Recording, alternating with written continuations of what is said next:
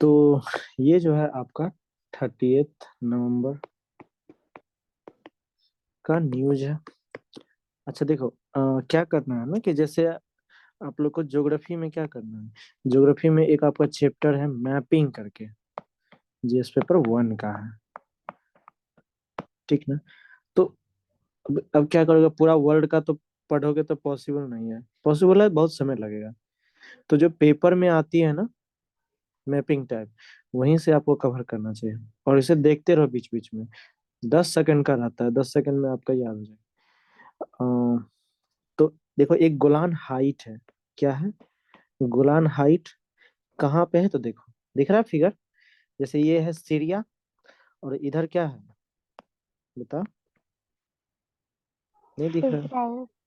Israel, इधर Syria, बीच में क्या है, गोलान हाइट। तो इजराइल क्या किया था, यहाँ पे कब्जा कर लिया। ठीक है। तो इसी चीज के यूनाइटेड नेशन में एक रेजोल्यूशन आया, तो जिसमें इजराइल जो है, किसकी अगेंस्ट, इजराइल के अगेंस्ट में कौन है, इंडिया। अच्छा एक चीज देखो, क्यों है, क्योंकि देखो, पूरी तरह से फेवर नहीं कर सकता है इसराइल को इंडिया। अगर पूरी तरह से फेवर कर देगा इसराइल को तो क्या होगा बताओ। ये सब समझने की बात होती है, दिमाग लगाना पड़ता है। फिर तो अदर जितने, कंट्रीज हाँ, अदर कंट्री में कौन, जैसे जैसे, अमेरिका हो गया। जैसे नहीं। अरब कंट्री है, अरब कंट्री मतलब मुस्लिम सॉरी, समझ कंट्री। गया। अच्छा। हाँ, तो मुस्लिम कंट्री का, मुस्लिम कंट्री अभी क्या है, एंटी सेंटीमेंट है किसको लेके, इजराइल को लेके है ना, यस। इजराइल को लेके है। तो अगर इजराइल का पूरा फेवर कर देगा इंडिया, तो बताओ इंडिया के एंटी में चला जाएगा ना मुस्लिम कंट्री। समझ गए बात को? तो इसलिए इंडिया ने क्या किया, यूनाइटेड ने इसके जो है अगेंस्ट में चला है। अच्छा मैडम जी को लिंक नहीं गया,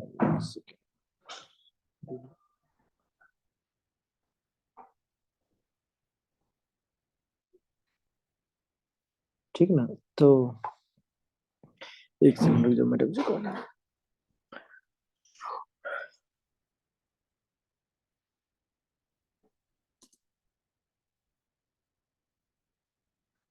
हम्म। तो तब तक मैपिंग करते हैं। तो तो इसको देखो कैसे याद किया है। अब जैसे ये मैपिंग तब से नहीं बने, मतलब बनेगा तो समय लग सकता है, तो क्या करना है, बीच में क्या है, गोलान हाइट। तो गोलान हाइट लिख दिए, और इधर कौन सा कंट्री है बताओ, इधर है सीरिया। सीरिया, इधर, इधर है इजराइल। इजराइल, और इधर कौन सा है, लेबनान, लेबनान। लेबनान, क्या लेबनान। नाम, हाँ, लेबनान। ठीक है, इधर याद रखना, ये ऐसे, और बीच में है गोलान हाइट्स। ठीक है ना। और तो अब चलो न्यूज में देखते हैं क्या है। तो क्या करा कि India has voted in favour of A draft resolution in the United nation general assembly that express, तो इंडिया ने क्या एक्सप्रेस किया, deep concern over Israel not withdrawing from the Syria Golan.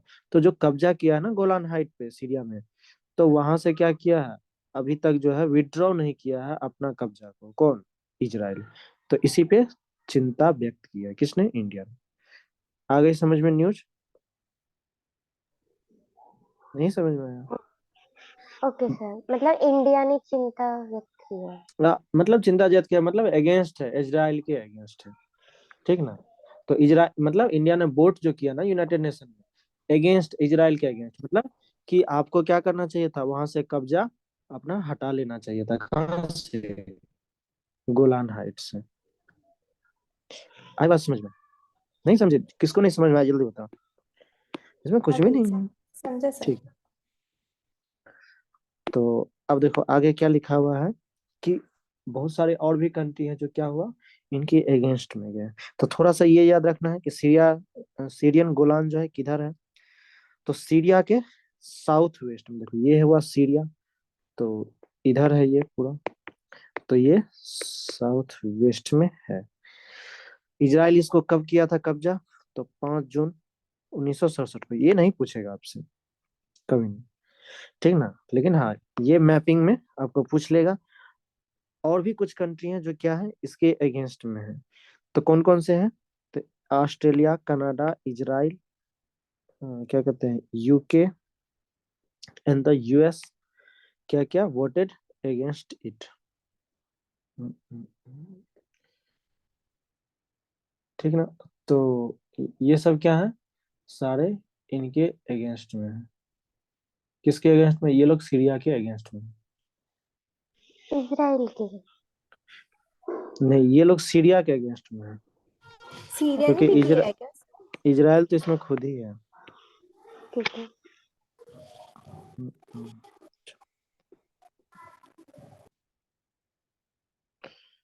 एक बार पेपर में भी देख लेते हैं ना।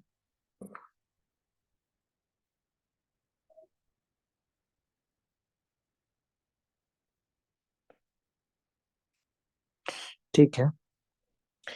मतलब वो जो रिजोल्यूशन इंट्रोड्यूस किया ना वहां पे यूनाइटेड नेशन में, तो उस रिजोल्यूशन के अगेंस्ट में है ये लोग, Australia, Canada, Israel, UK, US. ठीक है। हमको बस याद रखना है कि इंडिया इसके अगेंस्ट में था।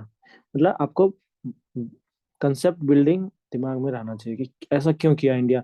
क्योंकि इंडिया क्या था, इजराइल के सपोर्ट में था, फिर एकाएक क्यों अगेंस्ट चला गया, ये दिमाग में आनी चाहिए। आई बात समझ में या नहीं आई? या जिसको नहीं समझ में बताओ। मुझे मुझे लगता है सबको समझ में आ गया होगा, कुछ भी ऐसा नहीं था।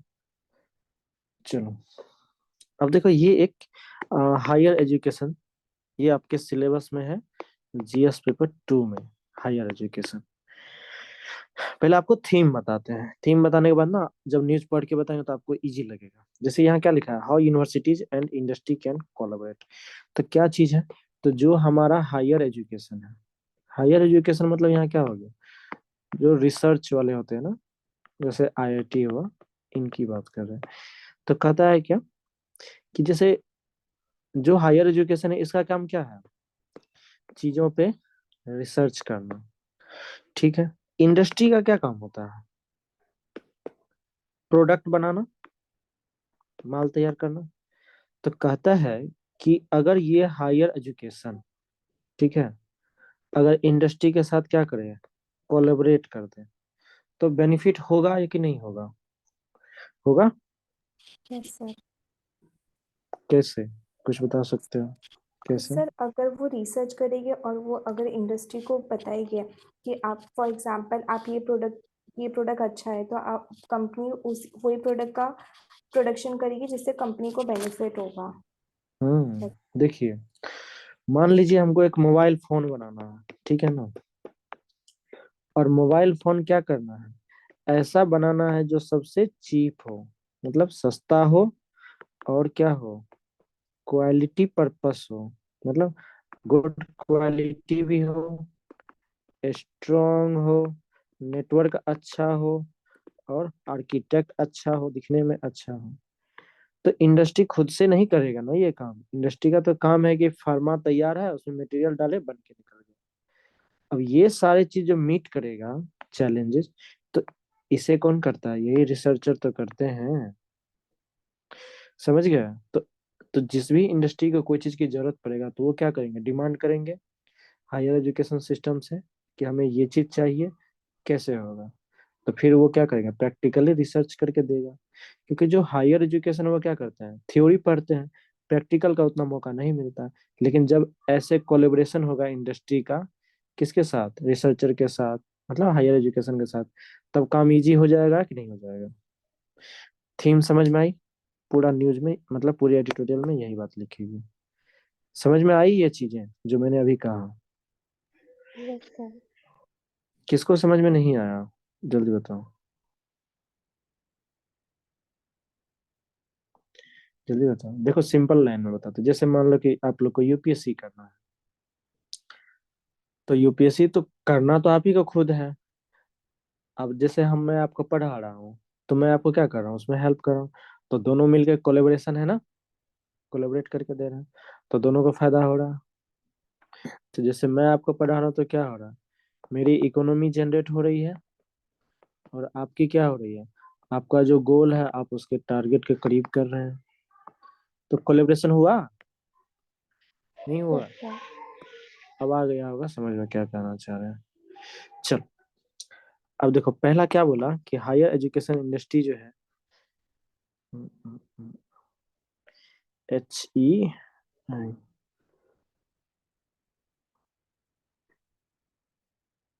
हाँ, हायर एजुकेशन, इंडस्ट्री और इंडस्ट्री। एक सेकंड देना।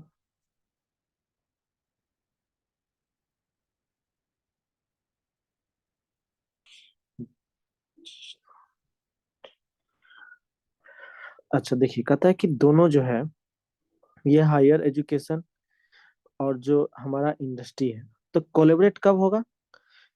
If they evolve shared goals. जैसे मान लो कि कोई इंडस्ट्री कैसे उनके साथ हायर एजुकेशन वाले के साथ अटैच होगा, तो अटैच तो तभी होगा ना जब अपना क्या करेगा, गोल बताएगा, है ना? सही बात। ये बात समझ में आई या नहीं आई? जल्दी बोलो यार। समझा सर। क्या समझे? मतलब जो हायर ये हायर एजुकेशन और इंडस्ट्री तब भी कोलैबोरेट करेंगे जब अपना जो गोल्स है एक दूसरे के साथ शेयर करेंगे।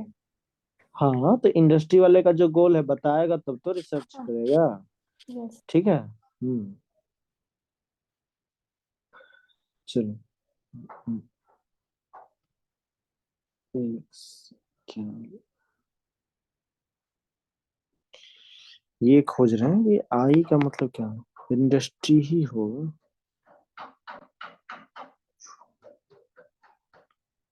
हायर एजुकेशन इंस्टीट्यूशन क्या है, लिख लो कहीं पे। हायर एजुकेशन इंस्टीट्यूशंस, इंस्टीट्यूशन मतलब संस्था होता है। फिर क्या बोला, they often focus on creating theoretical knowledge. अब देखो ये, तो ये जो हायर एजुकेशन इंस्टीट्यूशन है, कोई भी इंस्टीट्यूशन है, संस्था, तो ये क्या करता है, ज्यादा से ज्यादा थियोरेटिकल बताता है, प्रैक्टिकल कराता है लेकिन बहुत कम, ना के बराबर, तो ज्यादा क्या है, थियोरेटिकल है। तो कहता है on the other hand industries are profit, ठीक ना, driven and pursue practical applications of knowledge to enhance productivity and innovation. तो जब, तो कहता है कि इंडस्ट्री क्या करेगा, प्रॉफिट होगा। इंडस्ट्रीज को प्रॉफिट कब होगा, तो तब होगा जब जो उसका क्या कहते हैं, प्रैक्टिकल एप्लीकेशन जो है, मतलब कि जो हायर एजुकेशन जो इंस्टीट्यूशन है, वो क्या करेगा, प्रैक्टिकली अप्रोच करेगा। तो प्रैक्टिकली जब अप्रोच करेगा, एप्लीकेशन मतलब यूज होता है, तो जब प्रैक्टिकली एप्लीकेशन करेगा तो क्या करेगा, तो इनहेंस प्रोडक्टिविटी एंड इनोवेशन। तो जो प्रोडक्ट है, प्रोडक्ट में भी क्या करेगा, बढ़ोतरी करेगा और इनोवेशन करेगा, मतलब इनोवेशन का मतलब होता है कोई नया चीज बनाएगा, ठीक ना। तो कह रहा है कि इसकी वजह से, मतलब कि जो प्रैक्टिकली एप्लीकेशन है नॉलेज का, जो बच्चे पढ़े और उसका जब प्रैक्टिकली एप्लीकेशन करेगा, तो इंडस्ट्री को फायदा होगा किस चीज में, तो उसका प्रोडक्ट इनहेंस करेगा और नया इनोवेशन होगा। ठीक है, ये लाइन। देखो ये आर्टिकल सब ना बहुत कम आता है, साल में कभी 2 बार 4 बार आ गया, बहुत हो गया, हमेशा नहीं आता है, इसलिए थोड़ा इसको हम उठाए हैं, मतलब इसका भर किया। फिर देखो दूसरा क्या कहता है कि there are cultural differences between how HEI and industrial partners approach the issue of collaboration.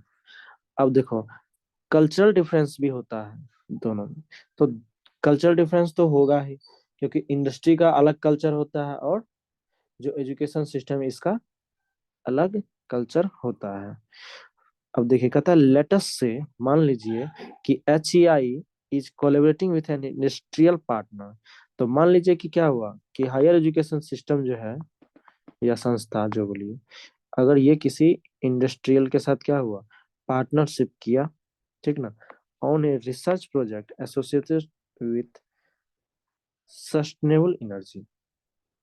तो रिसर्च क्या करेगा, तो जो रिसर्चर है वो रिसर्च करेगा किसी प्रोजेक्ट पे, तो किस चीज को लेकर रिसर्च करेंगे, तो सस्टेनेबल एनर्जी को लेके। सस्टेनेबल एनर्जी मतलब कि कोई भी रिसोर्स का हम कितना यूज करेंगे, ऑप्टिमल नहीं, हाँ जितना जरूरत है उतना ही यूज करेंगे। क्यों? ताकि फ्यूचर जो जनरेशन है, जो नेक्स्ट जनरेशन है, वो भी क्या कर सके, उस रिसोर्स का यूज कर सके। तो ये कब होगा, जब ये दोनों कोलेबरेट करेगा तब होगा। फिर तीसरा बात क्या बोला कि इंडियन HEI जो है must establish good communication channels with the industry. तो कहता है कि जो इंडिया का HEI सिस्टम है ना, इसको क्या करना चाहिए, मस्ट मतलब निश्चित ही जो हमारे इंडस्ट्री है तो इनसे क्या होना चाहिए, अच्छा कम्युनिकेशन बनाना चाहिए। कहता है if a researcher team from university is partnering with a pharmaceutical company, it needs to be acquainted with the industry regulatory process। अब देखो ये क्या कर रहा है, अच्छी बात है कि कोई यूनिवर्सिटी का रिसर्च टीम क्या कर रहा है, फार्मास्यूटिकल कंपनी के साथ कोलेबरेट कर रहा है। तो अगर ऐसा हो रहा है तो क्या करना पड़ेगा बताओ। तो अगर ऐसा करेगा, चूंकि फार्मास्यूटिकल है, फार्मास्यूटिकल मतलब जहाँ दवा बनती है, तो कहता है इसको एक रेगुलेटरी प्रोसेस के साथ क्या करना चाहिए, रेगुलेट करना चाहिए।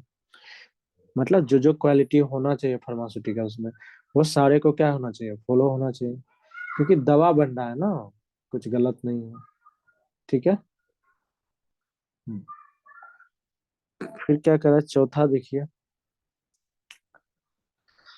Indian HEI must focus on building trust. अब देखो ये भी चीजें हैं कि जो इंडिया का एचईआई है, तो उसे भी क्या करना चाहिए, क्या कहते हैं, बिल्डिंग ट्रस्ट पे फोकस करना चाहिए। मतलब विश्वास बनाना पड़ेगा। तो ये विश्वास किसको बनाना पड़ेगा, दोनों को बनाना पड़ेगा, एक दूसरे को, कि इंडस्ट्री वाले को भी और एजुकेशन सिस्टम वाले को भी। क्योंकि इंडस्ट्री वाले को भी ये भरोसा होना चाहिए कि हाँ, कि मैंने इस संस्था से जुड़ा तो ये मेरा काम करके देगा। और संस्था को भी क्या होना चाहिए कि हाँ, ये कंपनी से हम जुड़े हैं तो ये कंपनी मुझे प्रॉफिट देगा, और भरोसे के साथ काम करना चाहिए। तो ये बिल्डिंग ट्रस्ट जो है करना पड़ेगा। जैसे मान लीजिए कि कोई एक यूनिवर्सिटी है और एक टेक कंपनी है, मतलब टेक्नोलॉजी कंपनी है, और दोनों कोलैबोरेट करके क्या किया, एक नया सॉफ्टवेयर एप्लीकेशन बनाया।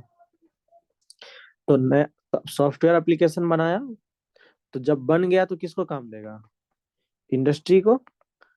ठीक है। और क्या कहते हैं, बन गया तो इंडस्ट्री को काम देगा, लेकिन बनाने में जो खर्च हुआ, एक्सपेंस हुआ, वो कौन दे रहा है, इंडस्ट्री वाले, फाइनेंस वही कर रहे हैं। तो यही करा कि दोनों में क्या होना चाहिए, ट्रस्ट बिल्डिंग होना चाहिए, दोनों को भरोसे होना चाहिए एक दूसरे पे। ठीक है। कोई दिक्कत है तो बताओ। ठीक है, आगे बढ़े ना। Yes sir. ठीक। अब क्या कहता है, a professor may be an expert in developing algorithms. तो जो कोई प्रोफेसर होता है, जैसे सॉफ्टवेयर बना रहा है, तो वो क्या करता है, जो एल्गोरिथम होता है, तो डेवलपिंग लिख दिए, यहाँ डेवलपिंग होगा, ठीक ना, डेवलपिंग। तो क्या करे, जो एल्गोरिथम होता है उसको डेवलप करने में एक्सपर्ट होता है professor. But the industrial partner may want solution that can be implemented in the real world products. तो कहता है क्या कि इंडस्ट्री को, जो इंडस्ट्रियल पार्टनर है, तो वो अगर चाहे तो अपना मतलब सॉल्यूशन ले सकता है, किस चीज को सॉल्यूशन लेके, तो कैसे अच्छा प्रोडक्ट बनाए। तो इस चीज के लिए जो है प्रोफेसर एक्सपर्ट होता है। प्रोफेसर एक्सपर्ट मतलब यहाँ करने का मतलब है कि अगर आपको कोई चीज चाहिए, ठीक ना, अब जैसे मान चलो कोई प्रोडक्ट लेना, जैसे कोई सॉफ्टवेयर बनाना है, तो सॉफ्टवेयर बनाना है, आपको सॉफ्टवेयर की जरूरत है। जैसे मान लो कि तुम्हारा कोई कंपनी है, तुमको कोई सॉफ्टवेयर का जरूरत है कि मेरे मतलब कंप्यूटर में ऐसा सॉफ्टवेयर है कि सारे लोग जब आए, अपना फेस दिखाए तो अपने आप अटेंडेंस बन जाए। तो इसके लिए क्या होता है, एक सॉफ्टवेयर लगाया जाता है कंप्यूटर में। तो इस सॉफ्टवेयर किस चीज पे काम करता है, तो सॉफ्टवेयर जिस मैकेनिज्म पे काम करता है ना, उसको बोलते हैं एल्गोरिथम।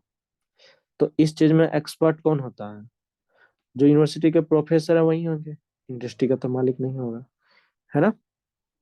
तो करा इसलिए कि तो जो रियल वर्ल्ड प्रोडक्ट्स है, तो उसको अगर चाहे तो अच्छा बना सकता है, और अगर उनके साथ कुछ प्रॉब्लम है तो उनका सॉल्यूशन कर सकता है, कौन, इंस्टीट्यूशंस वाले, उनके प्रोफेसर। क्यों, क्योंकि वो इसी चीज में एक्सपर्ट होते हैं। फिर एचईआई और industry should therefore work on developing a symbiotic relationship. अब देखो, ये दोनों जो है ना, मतलब हायर एजुकेशन इंस्टीट्यूशन और जो है कौन है, एक इंडस्ट्री। तो इन दोनों में क्या है कि सिम्बायोटिक रिलेशनशिप जो है डेवलप होनी चाहिए। सिम्बायोटिक का मतलब होता है क्या, कि जैसे ए है, बी है, याद होगा ज्योग्राफी में, अ, जैसे मान लो एनिमल है, तो एनिमल को क्या चीज की जरूरत होती है, प्लांट से, प्लांट से जरूरत होती है फूड की, होती है,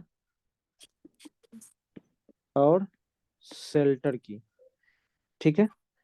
इस एनिमल को प्लांट से ही लिया जाता है। प्लांट्स को भी एनिमल से क्या होता है, जरूरत होता है ना, यस सर। होता है। किस चीज के लिए, तो प्लांट्स के पॉलिनेशन में हेल्प करता है एनिमल। तो क्या है, दोनों को एक दूसरे से क्या है, जरूरत है। समझ गए, ये होता है सिम्बायोटिक रिलेशनशिप। तो इंडस्ट्री वाले को क्या है, एजुकेशन वाले का जरूरत है, और एजुकेशन वाले को इंडस्ट्री का जरूरत है। दोनों को एक दूसरे से फायदा होता है, ये होता है सिम्बायोटिक रिलेशनशिप। तो वही कह रहा है कि एचईआई और इंडस्ट्री वाले को क्या करना पड़ेगा, सिम्बायोटिक रिलेशनशिप डेवलप करना चाहिए। ठीक है। फिर क्या करा, industries in specific domains should collaborate with research groups across different.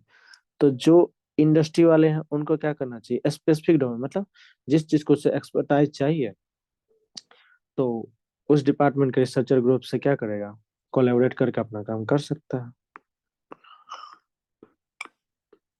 इस तरह का ट्यूटोरियल कभी नहीं पढ़ाए थे ना, क्योंकि बहुत दिन से आया ही नहीं था इस तरह से। चलिए, ये इन्वायरमेंट का न्यूज है, देखिए। रेट हॉल समझना है, ठीक ना, रेट होल माइनिंग।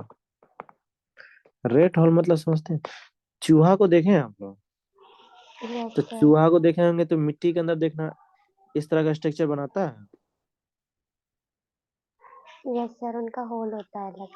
हाँ, तो देखो यहाँ क्या है कि जैसे छत्तीसगढ़ है, मेघालय है, तो वहां पे जो कोयला पाया जाता है, या कहीं ऐसा क्षेत्र मान लो कि जहाँ पे कोयला है, तांबा है, ठीक ना, आयरन, गोल्ड है, ये सब चीजें हैं। अब वहां पे क्या है कि है वहां पे लेकिन क्वांटिटी क्या है, बहुत कम है। और क्वांटिटी इतना कम है कि अगर वहां पे क्या करेंगे, मतलब हैवी मशीन का यूज करेंगे, तो जितना का कोयला नहीं निकालेंगे उससे ज्यादा क्या होगा, खर्च हो जाएगा। तो वहां पे फिर क्या किया जाता है, तो वहां पे जो है ना, लोकल जो है, जो लेबर टाइप होता है, उनको इस काम के लिए यूज किया जाता है। करता क्या है वो लोग, देखिए, ये होल किया, अंदर में आदमी एक गया, ठीक, फिर दूसरा आदमी गया, तीसरा आदमी गया, चौथा आदमी, होल के देखो अंदर घुसा हुआ है। अब ये आदमी क्या करेगा, वो कुल्हाड़ी टाइप रहता है छोटा सा, उससे क्या करेगा, काटेगा, काट काट के ये इसको देगा, ये इसको देगा, ये इसको देगा, ऐसे करके। तो इस तरह करके किया जाता है। एक होता है क्या, ऐसे बड़ा सा सर्कल कर दिया और गहराई 400 फीट करके फिर निकालता है कोयला। तो ये बताओ, रिस्क वाला काम है कि नहीं है, है ना, एकदम है। अब मान लो कि अंदर में, यहाँ पे अंदर में है और काट रहा है कोयला, अगर मिट्टी ऊपर, मतलब ऊपर से जो ये लेयर है नीचे धंस जाए, लैंडस्लाइड हो जाए, अब भर जाए, तो बताओ फिर आदमी मर सकता है ना सारा उसमें। जल्दी बोलो, समझ में आना चाहिए जो बात हम बोल रहे हैं ना, आपको रियलाइज होना यस चाहिए, सर। तब ये समझ में आएगा। तो इसलिए क्या हुआ कि ये बहुत, क्या बोलते हैं इसको, हैजार्डस एक्टिविटी इसको बोलते हैं। तो बहुत इसमें चैलेंजिंग है, रिस्की काम है, ठीक ना। तो इसको क्या किया था, जो हमारे एनजीटी है ना, नेशनल ग्रीन ट्राइब्यूनल, इसको 2014 में बंद कर दिया। 2004, हाँ 2014 में क्या किया गया, बंद कर दिया गया था इसको पूरी तरह से, रेड हॉल माइनिंग का। तो थीम ये है, आप समझते हैं। तो जो हमारा नेशनल ग्रीन ट्राइब्यूनल है ना, जैसे इन्वायरमेंट कुछ रिलेटेड होता है ना, मतलब प्रतिबंध लगाना, तो यही लोग लगाते। तो अप्रैल 2014 में क्या हो गया, बंद हो गया। कौन सा, रेड होल माइनिंग। माइनिंग मतलब खादान से जो चीज निकालते हैं उसको। देखिए, रेट होल माइनिंग क्या है, दो तरह का होता है।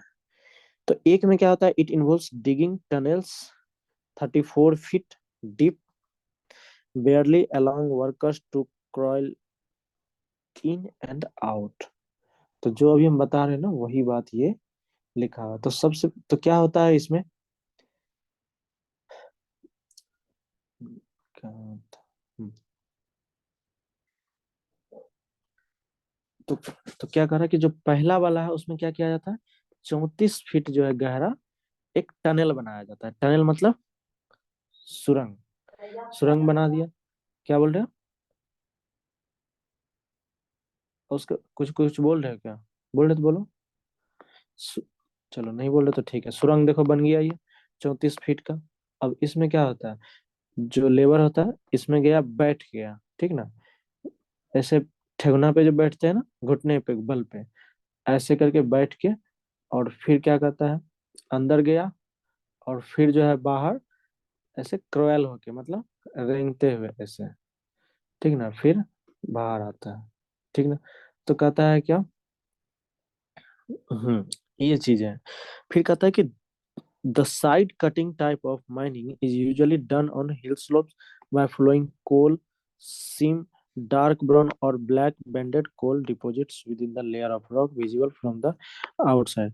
तो यहाँ पे जो माइनिंग किया जाता है कैसे किया जाता है, द साइड कटिंग, जैसे दवाल है, और दवाल को छोटा कुल्हाड़ी टाइप से लेके उसको काट रहा है, ठीक ना। तो कहाँ पे ऐसा किया जाता है, तो जहाँ पे कोयला क्या होता है, सीम होता है, मतलब कोयला बहुत पतला होता है वहां पे, ठीक ना।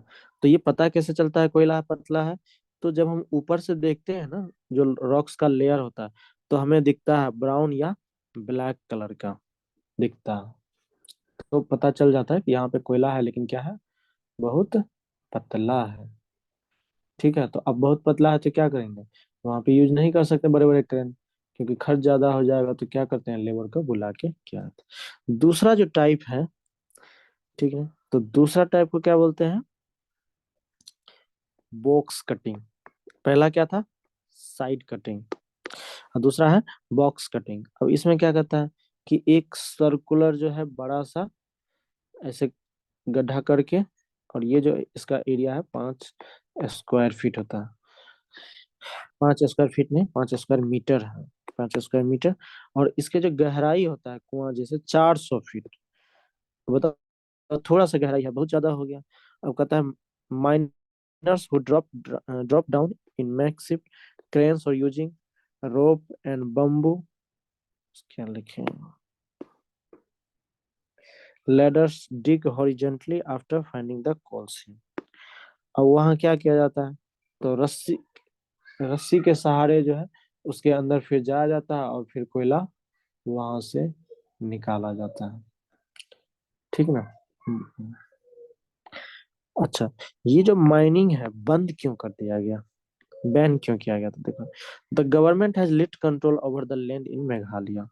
अब देखिए यहाँ पॉलिटी आ गया कि जो हमारा मेघालय स्टेट है, वहां पे क्या है, जो गवर्नमेंट ऑफ इंडिया है उसका कंट्रोल बहुत कम है। क्यों कंट्रोल कम है, क्योंकि ये 6 शेड्यूल में आता है। याद है कि जहाँ 6 शेड्यूल होता है, जिस 6 शेड्यूल में जितने सारे स्टेट्स हैं, तो उस स्टेट्स में गवर्नमेंट ऑफ इंडिया का सारा कानून लागू नहीं होता है। क्यों, क्योंकि 6 शेड्यूल के अंदर जो सारे स्टेट हैं उस पे किसका कंट्रोल होता है, प्रेसिडेंट का, और कहीं कहीं गवर्नर का होता है, जैसे असम। याद आया कुछ पॉलिटी, जल्दी बोलो, नहीं याद आया, अरे अभी तो बोले, याद आया होगा, हाँ या ना बोलो। ऐसे यस सर। तो कहता है क्या, तो जहाँ पे क्या है, coal mines nationalisation act 1973 does not apply. तो जो कोयला खादान के लिए नियम है ना, ये coal mines nationalisation act of 1973, तो ये वहां पे क्या होता है, अप्लाई नहीं होता। उसके बाद कहता the land owners are thus also the owners of the minerals beneath coal mining boomed after Meghalaya attained statehood in January 1972। तो कहता है कि जो लैंड ओनर है, अब वहां पे क्या होता है कि निकाल तो रहे सारा मजदूर कोयला, लेकिन तो फायदा किनको होगा ज्यादा, फायदा उनको होगा जो वहाँ के मालिक हैं, क्योंकि वहां पे तो ये कानून लागू नहीं होता है ना। तो जब ये कानून लागू ही नहीं होगा, तो इसका मतलब उस एरिया पे किसका कंट्रोल होगा, जो वहाँ के लैंड ओनर है, जो जमीन का मालिक है, उसका कंट्रोल रहता है, ठीक ना। ये चीज, जैसे अगर मान लो कि जैसे तुम लोग यूपी में हो, अगर कहीं पता चल गया ना कि कोयला पेट्रोल डीजल यहाँ पे है, फिर तुम्हारा जमीन हट जाएगा, वो सरकार तुमको देगा पैसा, लेकिन तुम जो बोलोगे ना कि नहीं हम कोयला रखेंगे अपना बेचेंगे, वो नहीं होगा। सरकार जो है यही कानून के अंदर क्या करेगा, आपका जमीन को अपने अंदर ले लेगा। लेकिन यहाँ पे होगा, यहाँ पे तो अप्लाई नहीं होगा ये कानून। तो ऑब्वियसली बात है, सारा जो एरिया है किसके कंट्रोल में रहेगा, जो वहाँ का जमीन का मालिक है, ठीक है। अब देखो यहाँ पे लोग काम करने क्यों जाते हैं, इसलिए काम करने जाते हैं कि मान लो कि खेत में काम करेगा, खेत में काम करेगा 300 रुपया होगा डेली, और यहाँ काम करेगा तो 900 रुपया होगा। इसलिए लोग काम करते हैं इतना रिस्क उठा के। समझ गए? चलो। और कहता है कि कोल माइनिंग जो है यहाँ पे एकदम से बूम कर गया। कहाँ पे? मेघालय में बहुत तेजी से बढ़ा। कब? जब मेघालय क्या था, पहले यूनियन टेरिटरी था, तो 1972 में क्या बना? स्टेटहुड, मतलब पूर्णतः स्टेट बन गया। ये याद रखिएगा प्रीलिम्स के लिए। फिर क्या कहता है, however the terrain and expenses involved discourage mine owners from employing advanced drilling machine। तो चूंकि यहाँ पे क्या है, एक्सपेंस बहुत महंगा है, तो इसलिए जो यहाँ के मालिक हैं तो वो लोग जो है एडवांस ड्रिलिंग मशीन का यूज यहाँ नहीं किया। फिर कहता है सो लेबरर्स मेनली फ्रॉम असम। अब देखो लेबर कहाँ से आता है, तो असम से, नेपाल से, बांग्लादेश से। ये लोग क्या करते हैं, risk the hazards of rat hole mining, asphyxia asphyxiation. अब देखो ये सब क्या है, इतना बड़ा जोखिम उठा के यहाँ पे आते हैं। कहाँ से? असम, नेपाल, बांग्लादेश। क्यों? Because of poor ventilation, collapse of mines due to the lack of structural support and flooding. अब ये लोग जो आते हैं इतना जोखिम उठाते हैं, ये काम करते हैं, तो जोखिम क्यों होता है? क्योंकि पुअर वहां पे वेंटिलेशन है। वेंटिलेशन मतलब समझते हो? बताओ कोई। कुछ नहीं है, जैसे रूम में बंद हो, अब खिड़की दरवाजा सारा बंद कर दो तो ऑक्सीजन सही से मिलेगा? सांस सही से नहीं ले पाओगे। इसको बोलते हैं वेंटिलेशन अच्छा नहीं है। कहता ना कि ऊपर में वेंटिलेटर है। क्या है वेंटिलेटर? क्योंकि हवा पास करते रहे रूम में, और अंदर आए हवा, और अंदर बाहर फिर हवा जाए, इसलिए वेंटिलेशन होना चाहिए सांस लेने के लिए। तो तो अंदर में क्या होता है, सांस नहीं लेने में बनता है पुअर वेंटिलेशन। फिर उसके बाद जो माइंस है, खादान, वो क्या होगा, कभी भी कोलैप्स कर जाएगा। क्यों? Due to the lack of structural support. अब खोद रहे हो अंदर से तो ऊपर का स्ट्रक्चर तो गिरेगा ही, या फ्लड, कभी कभी पानी अंदर से निकलने लगा तो पूरा भर जाता है, इसलिए वहां पे रिस्की है। फिर कहता है apart from issues of safety and health, ठीक है, unregulated mining led to land degradation, deforestation, and water with high concentration of sulfates, iron, toxic heavy metals, low dissolved oxygen, and high biochemical oxygen demand। अब देखिए ये बहुत important line है। क्या कहता है कि सेफ्टी और हेल्थ के इशू के अलावा क्या है, तो अगर अनरेगुलेटेड माइनिंग होता है, मतलब नियम कायदे से नहीं होता, तो क्या होता है, लैंड डिग्रेडेशन होता है। जो मिट्टी है ना वहाँ का, वो खराब हो जाता है, डिफोरेस्टेशन होने लगता है, जंगल खत्म हो जाता है। फिर उसके बाद वाटर जो है वहाँ का, वहाँ पे क्या होता है, सल्फेट, आयरन और टॉक्सिक उसमें जमा हो जाता है। ऑक्सीजन की कमी हो जाती है। अब ऑक्सीजन की, पानी की कमी हो जाएगी तो क्या होगा, उसमें जो जीव है वो मर जाएंगे। फिर हाई बायोकेमिकल ऑक्सीजन डिमांड, तो वहाँ पे धीरे हाई, ये जो है पढ़ेंगे हम लोग इन्वायरमेंट में। ये कुछ नहीं है, क्या होगा अगर, ये कहने का मतलब कि ऑर्गेनिक मटेरियल क्या हो गया, पानी में बहुत ज्यादा जमा हो गया। तो ज्यादा जमा हो जाएगा तो भी ऑर्गेनिज्म वहां मर जाएगा, कम होगा तो भी मर जाएगा। तो खास करके वहाँ दो नदी जो है ना, लुखा और मिंटडू, ये बहुत ज्यादा एसिडिक हो गया तो सस्टेन एक्वेटिक लाइफ। तो अब एसिडिक हो गया तो क्या होगा, जो वहाँ पे एक्वेटिक लाइफ है, जो जलीय जीव है, उसका जीना रहना मुश्किल हो गया। This factors led to the NGT banning rat hole mining in Meghalaya in 2000 पर। तो इसलिए 2014 में क्या किया एनजीटी ने, पूरी तरह से रेड होल माइनिंग को बैन कर दिया गया। ठीक है। फिर उसके बाद क्या कहता है कि जैसे छत्तीसगढ़ और झारखंड है, तो वहां पे कोयला अच्छा किस्म का है, लेकिन मेघालय में क्या है, कोयला बहुत पतला है। कहता दिस माइनर्स से मैक्स वायबल देन। चलो कुछ नहीं है ये, बस यहाँ तक। क्या हुआ? अच्छा लगा ये न्यूज? समझ में आई या किसी को दिक्कत है? जल्दी बोलो। आगे सर। ठीक है। सर हाँ बोलो बोलो। मतलब सर कोयला पतला, मतलब पतला कैसे हो? हाँ ठीक बोले आप। काजल बोल रही हो ना? हाँ सर। आम खाई हो? हाँ। ठीक है। तो आम जब, आम का सीजन आता है तो सारा आम एक जैसा दिखता है? बोलो। नहीं सर। नहीं दिखता है ना। कहीं आम हम्म, छोटा रहता है, कहीं बड़ा रहता है। तो बड़ा लोग रहता क्या है। प्रीफर करता है, जो बड़ा आम हो, दिखने में अच्छा हो, टेस्टी हो। हम्म। तो एक्चुअली कोयला में भी वही है। जैसे झारखंड है ना, तो झारखंड में क्या होता है, वहां पे कोयला का जो पत्ती है ना, प्लेट, वो मोटा मोटा पाया जाता है, लेकिन यहाँ पे क्या है, पतला है।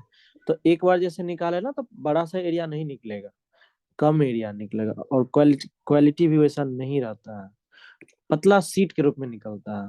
और जैसे लेयर्स झारखंड है में तो होता वहाँ है ना बड़ा। सर वो? हाँ सर समझ गए। बोलो बोलो, क्या बोल रहे हो माधुरी, लेयर बोलो। लेयर्स में होता है ना? लेयर पतली हाँ होंगी हाँ उसकी, हाँ हाँ, वहाँ, ठीक। हाँ। है ना? हाँ वही वही, हाँ कह सकते हैं, ठीक है। जी सर। इसलिए आम वाला एग्जांपल दिया ना, क्वालिटी का रहता हम्म। है। अब देखो, सेंटर जो है ड्रोन प्रोवाइड कर रहा है। ड्रोन समझते हो तुम लोग? यस सर, जो ऊपर हाँ सर। कैमरा। हाँ, उसमें कैमरा वगैरह लगे रहता है, ठीक है। तो हाँ 15,000 ड्रोन जो है महिलाओं को दिया जा रहा है एग्रीकल्चर के लिए, वो सरकार रेंट पे देगा, ठीक ना। पहले पढ़ते हैं फिर बताते हैं इसका details.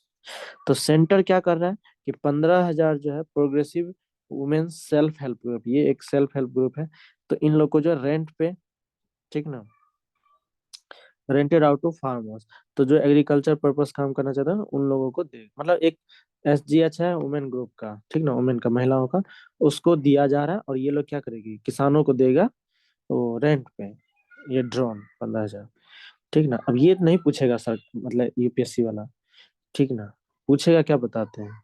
The drone services are envisaged to be used by the farmers for nano fertilizer and pesticide application। ये देखो जरूरत का है। तो ड्रोन सर्विस से क्या करेगा, जो किसान है, जो फर्टिलाइजर है और जो पेस्टिसाइड है, इसका यूज करेगा, एप्लीकेशन करेगा। फर्टिलाइजर समझते हो, खाद। पेस्टिसाइड मतलब, याद आ रहा है? अब देखो, जनरल साइंस जो पढ़ा है 8 क्लास का, देखो उसका कहाँ काम आ रहा है। पेस्टिसाइड नहीं होता है, जिसको वीड्स कहते हैं, मतलब कि गेहूं का पौधा लगाया, गेहूं के अलावा जो पौधा हो गया जिसकी हमें जरूरत नहीं है, खरपतवार, वो क्या है, वीड्स। और उसको जो खत्म करते हैं केमिकल्स, उसको पेस्टिसाइड बोलते हैं, इसको वीडिसाइड्स बोलते हैं। और पेस्टिसाइड्स भी उसी तरह का होता है केमिकल्स। ये क्या होता है, जैसे जैसे पौधों में, पत्तों में देखो कीड़ा लग गया, तो स्प्रे करने से क्या होता है, कीड़ा वगैरह नहीं लगता है पेस्टिसाइड्स यूज करने से। अरे पेस्टिसाइड नहीं समझे तुम लोग? यस नहीं कहता है सर। कि दवा छिड़क दो तो पौधा अच्छा हो जाएगा, वही सब, ठीक है। अब देखो कहाँ कहाँ काम है, ये आपको पूछेगा, और ये याद रहना चाहिए, ये इंपॉर्टेंट है यहाँ का। देखो ये है ड्रोन। अच्छा, ये क्या होता है, इसमें ऐसे पंखी की तरह लगा रहता है, और इसमें कैमरा लगा होता है, ठीक ना, कैमरा लगा होता है, और बहुत कुछ लगा होता है। जैसे ये ब्लेड है, तो इसे हम हार्वेस्टिंग कर सकते हैं। जैसे ये देखो, जैसे ये सेब है, अब पत्ती काटना है साइड से, तो हम ड्रोन से ही करके काट छाट देंगे। और क्या कर सकते हैं, देखो स्प्रेइंग, अगर हमको स्प्रे करना है दवा, पेस्टिसाइड खेतों में, तो क्या करेंगे, ड्रोन से ही कर देंगे।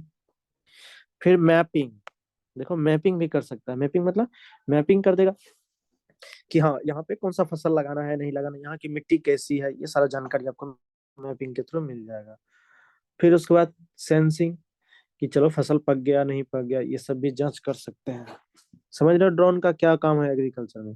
ये क्वेश्चन आपको पूछ सकता है, ठीक है। अब देखो इसी को, किसी का अगर क्या कहते हैं, अगर ऑप्शनल है किसी का एग्रीकल्चर, तो उसको क्या करना पड़ेगा, हार्वेस्टिंग, तो डिटेल्स में पढ़ेगा हार्वेस्टिंग कैसे करेंगे, मैपिंग कैसे करेंगे, इसी तरह होता है ऑप्शनल। अब देखो drone use advantages in agriculture, तो एग्रीकल्चर में क्या एडवांटेज है, तो अवॉइड केमिकल ओवर यूज। कैसे, तो हम लोग केमिकल यूज करते हैं तो क्या करते हैं, अब कहीं गाना बजा रहे हैं, मोबाइल में फोन पे बतिया रहे हैं, तो एक ही जगह ज्यादा स्प्रे कर रहे हैं। तो ड्रोन में तो ऐसा नहीं होगा, आप मोबाइल से ऑपरेट करते रहिए, जितना कहाँ क्या गिराना है यूज कीजिए। चेक क्रॉप हेल्थ, हेल्थ भी चेक हो जाएगा क्योंकि कैमरा लगा है। अब कैमरा क्या करेगा, फोटो खींचा पत्ता का, और उसमें इंटरनेट लगा हुआ है, तो आपके मोबाइल में भी वो चीज दिखेगा, तो मोबाइल से भी चेक करके देख सकते हैं, अच्छा क्या दिक्कत है, तो हेल्थ चेक हो गया। लाइव स्टॉक मैनेजमेंट, जैसे मान लो कि गाय भैंस मुर्गा मुर्गी ये सब लगाए हुए हैं, तो वहां भी मैनेजमेंट हम कर सकते हैं ड्रोन के द्वारा, कितना बच्चा है कितना क्या है सब चेक कर सकते हैं। सॉइल एंड फील्ड एनालिसिस, तो जो मिट्टी है और मैदान है इसका हम एनालिसिस कर सकते हैं। प्लांटेशन कर सकते हैं इससे, सीड गिरा दिए तो हो गया खेत, वहां पे लग गया पौधा। फिर मॉनिटर ग्रोथ, ग्रोथ हो रहा है कि नहीं हो रहा है, इस चीज को भी चेक कर सकते हैं। क्रॉप मॉनिटरिंग, फसल का monitoring, geo fencing, crop spraying, फिर प्रिपेयर फॉर वाटर ग्लिचेज, कि पानी सही से पहुंच रहा है कि नहीं पहुंच रहा है, ये सारा चीज, ठीक ना, ये इम्पोर्टेंट है, तो थोड़ा सा इसको ध्यान से देख लेना है, ठीक ना। चलिए कल मिलिए फिर, कुछ पूछना है तो बताओ।